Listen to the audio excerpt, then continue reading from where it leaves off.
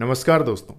इससे पहले कि आप वीडियो देखना शुरू करें, अपनी मानसिकता को पार्टी के बजाय सरकार पर केंद्रित करें, क्योंकि मेरा निशाना या मेरे सवाल सत्ता पक्ष मतलब सरकार से होंगे, ना कि किसी पार्टी से। क्योंकि कई बार ऐसा होता है कि हमारा निशाना सरकार होती है लेकिन लोग पार्टी को समझ लेते हैं। जैसे कि इस टाइम राजस्थान में कांग्रेस पार्टी की सरकार है। अब अगर इस सरकार पर कोई आरोप लगते हैं तो कांग्रेस विचारधारा के लोग बात को सुनने समझने से पहले ही इसका बचाव करने के लिए ये कहने लगेंगे कि बीजेपी कौन सी कम थी, उसमें भी तो ये होता था, वो होता था, वगैरह वगैरह।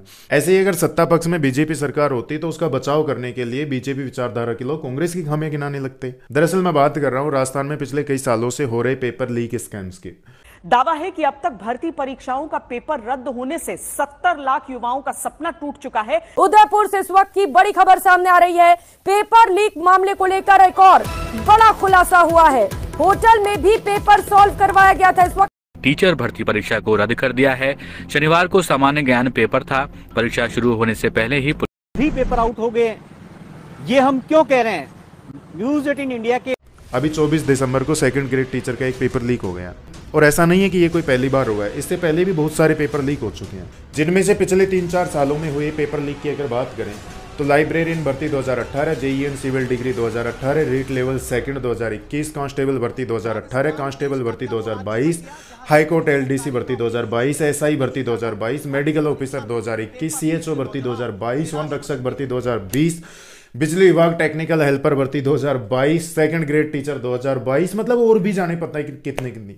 मतलब ये तो वो पेपर है जिनके बड़े लेवल पर लीक होने का बवाल मच चुका। बहुतों को तो ये मान लो कि दबा दिया गया। मैं बात इस पर नहीं कर रहा कि पेपर लीक क्यों हुआ, कैसे हुआ, ये काम सरकार और मीडिया का है। मैं बात कर रहा हूं इससे होने वाले सबसे बड़े नुकसान की। नुकसान किसका है? सरकार का या फिर उन लोगों का जो ऐसे स्कैम्स में शामिल होते हैं? नहीं, लॉस हो रहा है उन युवाओं का जो 10th होते ही सबसे पहले तो सब्जेक्ट को लेकर कंफ्यूज रहते हैं कि यार कौन सी सब्जेक्ट लें जो इतने बड़े देश की इतनी बड़ी पॉपुलेशन में जॉब के लिए बेस्ट अपॉर्चुनिटीज मिले। और 12th होते ही कब 17 से 30 और 30 से 40 के हो जाते हैं पता ही नहीं चलता। देश का युवा उस उम्र को जिसमें सबसे ज्यादा क्षमताएं होती हैं, फिर चाहे फिजिकली हो चाहे मेंटली हो, उस गवर्नमेंट जॉब की तैयारी में निकाल देता है, जिसकी मुश्किल से 3-4 साल में एक बार वैकेंसी आती है और फिर उसमें भी ये पेपर माफिया उनके साथ ऐसा खिलवाड़ करते हैं। तो आखिर कब तक होता रहेगा इनके साथ ये खिलवाड़?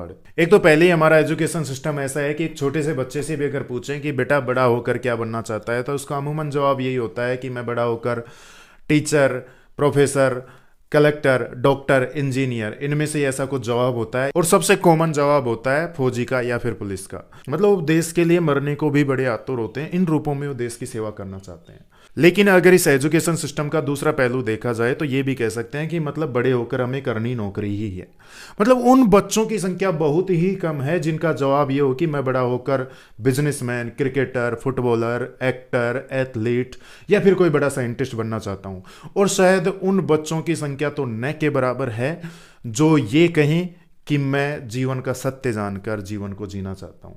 ऋषि मुनियों के देश में भी हमारे एजुकेशन सिस्टम में मेडिटेशन नाम की कोई चीज नहीं है, जो कि जीवन का सबसे मुख्य पोषक तत्व है। और आज की इस स्ट्रेसफुल लाइफ को देखते हुए तो और भी ज्यादा जरूरी हो जाता है। तो कहीं ना कहीं हमारे एजुकेशन सिस्टम में भी वो प्रॉब्लम है जो 140 करोड़ की आबादी में शामिल युवाओं की ताकत को गवर्नमेंट जॉब की तैयारी करवा करवा कर बर्बाद कर रहा है।